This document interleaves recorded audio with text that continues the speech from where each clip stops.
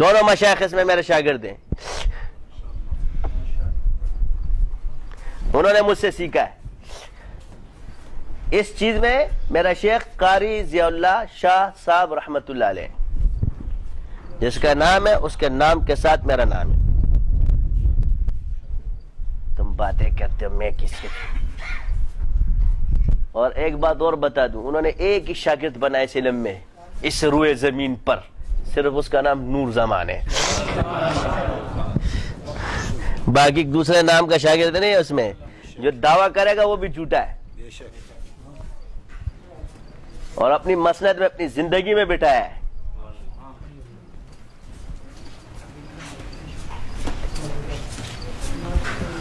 یہ کسی اور کی طرف، میں نے جس سے جو چیز حاصل کی ہے میں اسی میں اس کا غلام ہوں۔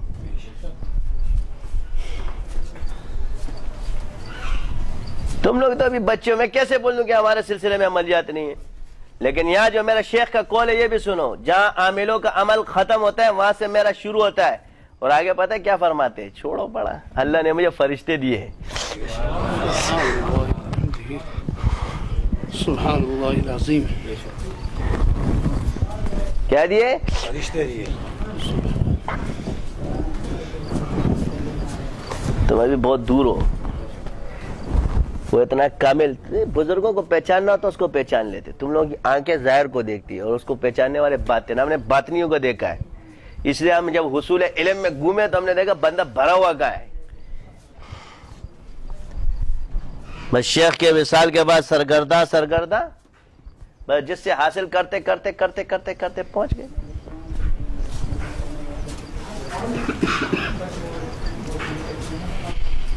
اور یہ بڑے بڑے، یہ میں نے ان سارے گاڈریوں کو بھی دیکھا، ہمارے پشتو میں اس کو بولتے ہیں گاڈری، گاڈری اس کو بولتے ہیں جو منہ سے جو ہے نا وہ فولاد بناتے ہیں،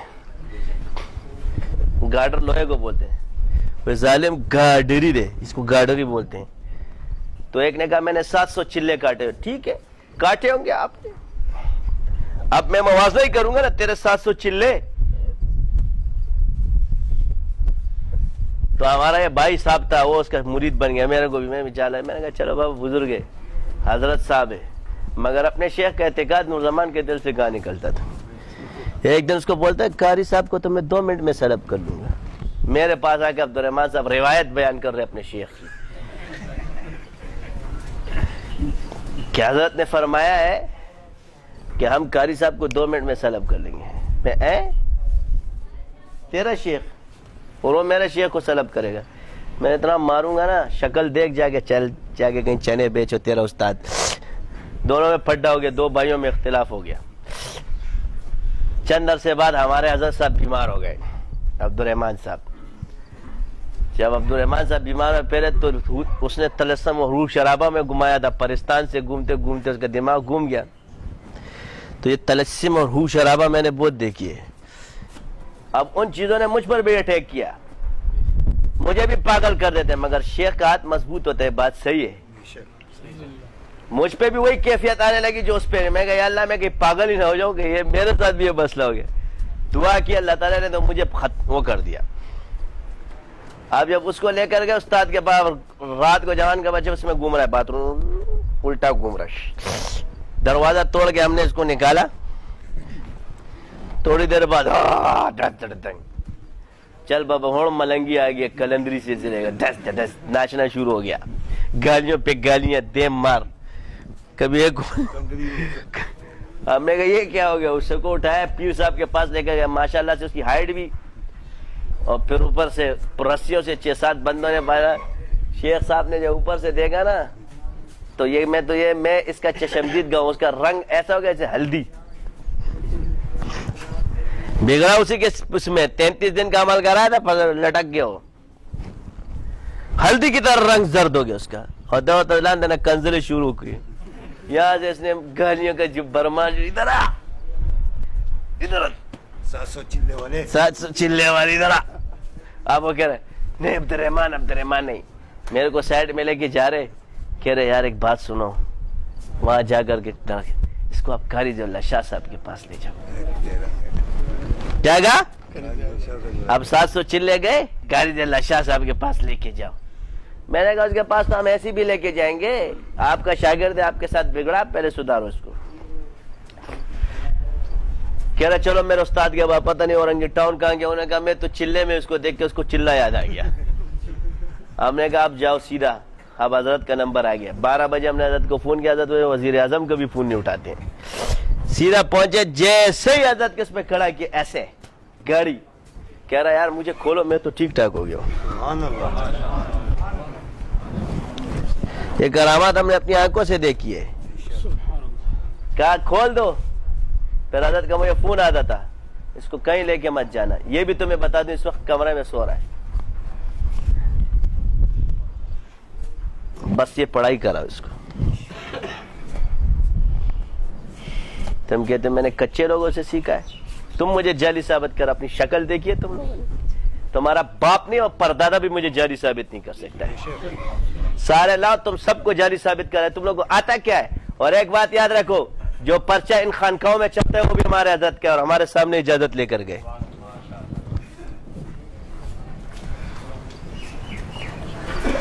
پھر تم لوگوں کو الہام ہو جاتا ہے. اس وقت جو ہندو نے تیرے کو پکڑا تھا اس وقت چھڑا نہیں سکتا ہے, اس بچے نے نکالا تھا اس ہندو سے تمہیں. اس وقت میرے شیخ کے سامنے مرغی بن کے بیٹھے ہوئے تھے اور یہ دعا کر رہے تھے خانہ کعبہ کے اندر کہ اس روئے زمین میں یا اللہ تو نے کوئی بھی پیدا نہیں کیا جو میرا علاج کر سکے. اور جب خانہ کعبہ سے باہر ادھر آتے ہو, پاکستان آتے ہیں, پاکستان میں ان کو ایک شخص کہتا ہے قاری ضیاء اللہ شاہ صاحب ہے.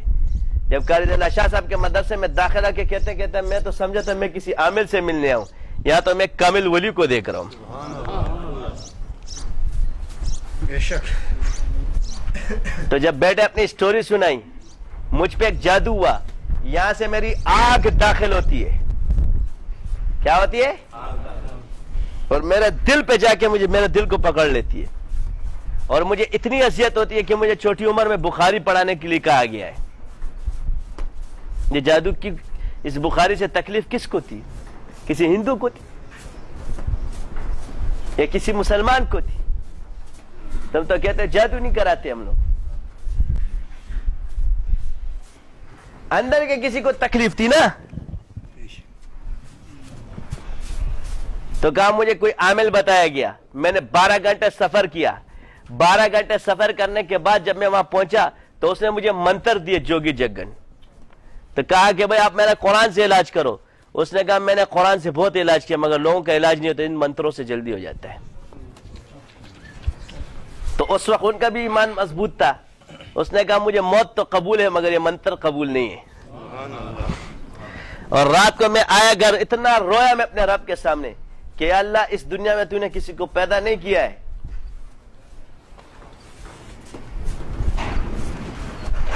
کہ وہ میرا علاج کر سکے. پاکستان اپنے مشائخ سب کے پاس گھومے, نہیں ٹھیک ہوا. کسی نے کہا یہاں چھپ کے یار قاری ضیاء اللہ شاہ صاحب رہتے, ادھر آتے, یہاں کے اپنی سٹوری یہ پوری سنا رہے. حضرت مجھے دیکھتے اس کا علاج کر. سبحان اللہ. اور میں ان جنات کو, میں اس کو یوں دیکھ رہا ہوں, جنات کے ہندوؤں کے پیچھے بھی دیکھ رہا ہوں. میں نے کہا واہ بابا واہ, بڑی ہستیاں آ گئی ہے. جو اس کو اتنے بڑے نظر آ رہے تھے, الحمدللہ مجھے چونٹیاں بھی نظر نہیں آ رہی تھی. 2 منٹ میں بچہ بیٹا سب صاف کر دیا.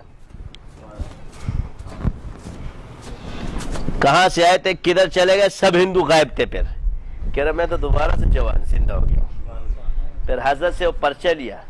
اس پرچے کا نام ہے الف سین نون. سنتے جاؤ, وظائف بھی بتا دیں. درود ابراہیمی 7 مرتبہ, سورہ فاتحہ 7 مرتبہ, آیت الکرسی 7 مرتبہ,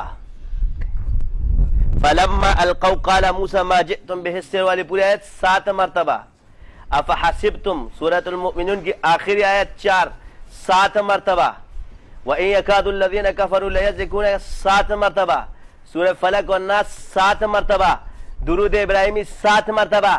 یہ ہمارے شیخ کا عمل ہے, پورے روئے زمین میں کسی کا بھی نہیں ہے.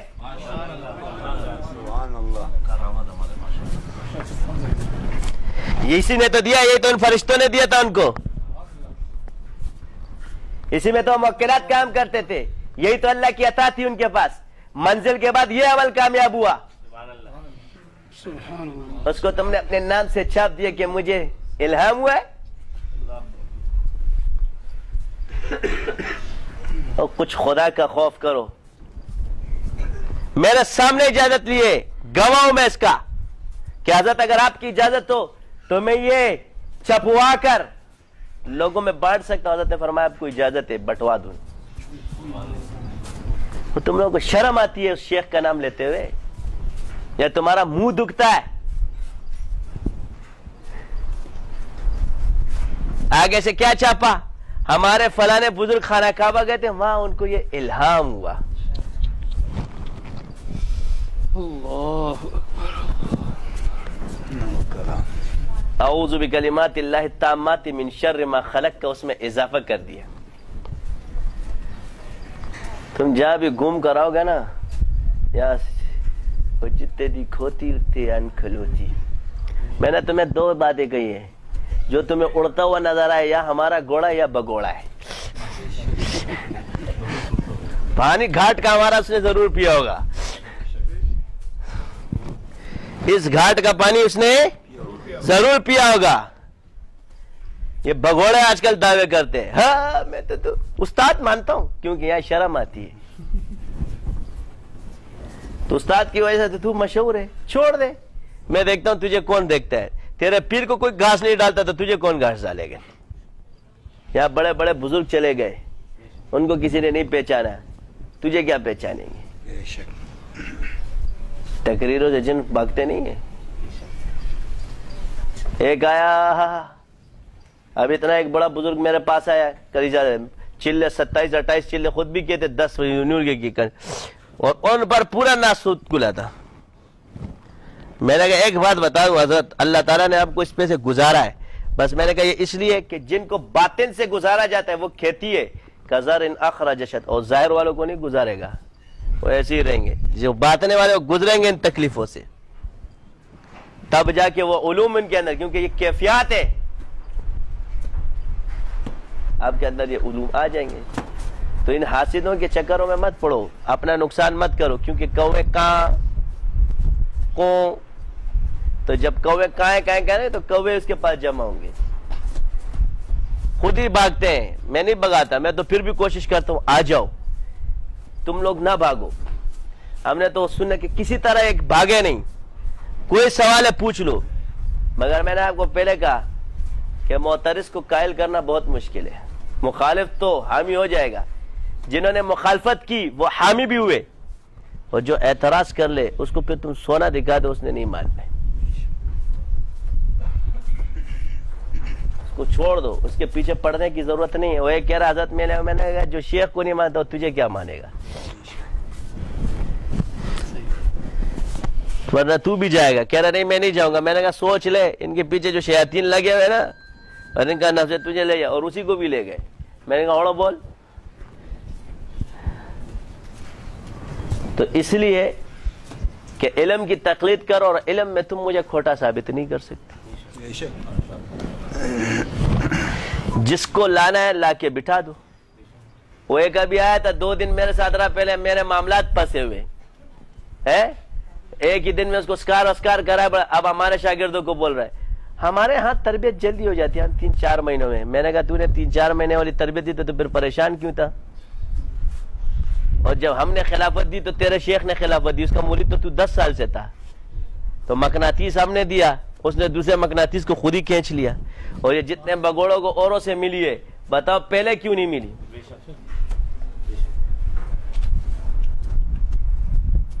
کہ اس کو دو.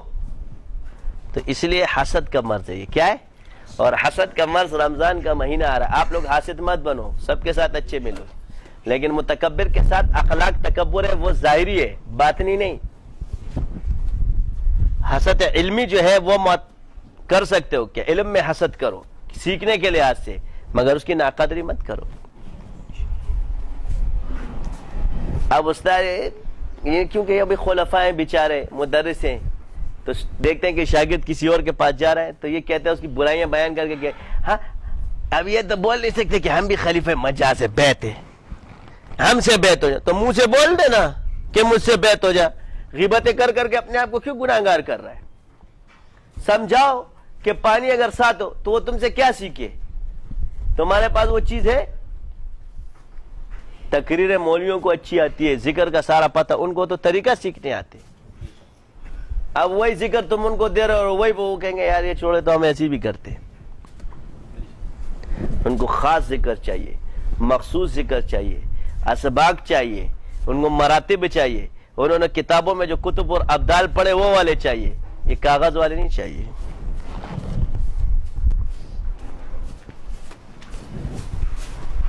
تو میں اس لیے کسی سے جلتا نہیں ہوں، اللہ کا لاکھ لاکھ شکر ہے. جلتا ہوگا جس کے پاس کچھ نہیں ہوتا ہوگا. ابلیس کے پاس کچھ نہیں تھا اس لیے جل رہا تھا. جو جلتے ہیں ان کے پاس کچھ نہیں ہوتا، جس کے پاس کچھ ہو کیوں جلے؟ ہم تو لوگوں کو جلاتے ہیں. کیا کرتے ہیں؟ رکشے کے پیچھے لکھا ہوتا ہے جلنے والے کو جلنے دو، ہمت ہے تو پاس کر ورنہ پھر برداشت کر. ہوتا ہے کہ نہیں ہوتا؟ ہمت ہے تو پاس کر ورنہ پھر برداشت کر، اور جلنے والوں کو جلنے دو. ہم تو جلاتے ہیں، جلے کیوں؟ اللہ نے جلانے والا بنایا ہے. کسی کو آتش عشق میں جلاتے ہیں اور کسی کو حسد میں جلاتے ہیں. کوئی تو وجہ بنے. ہم بنے. آدم علیہ السلام جب پیدا ہوئے تو حاسد پیدا ہو گیا، ہم ان کی اولاد پیدا ہو گیا، ختم بات ہے. دونوں نے ساتھ ساتھ پیدا ہونا ہے. زندگی میں نے پہلے کہا وہی دور اسی طرح چلتا رہے گا. تو اس وقت رمضان کا مہینہ آ رہا ہے اور رمضان کے مبارک مہینے کے اندر 3 لوگوں کی مغفرت نہیں ہوگی. ایک حاسد کی ہے اس میں، یعنی یہ وعید اتنی خطرناک ہے. ایک شرابی اور ایک والدین کا نافرمان.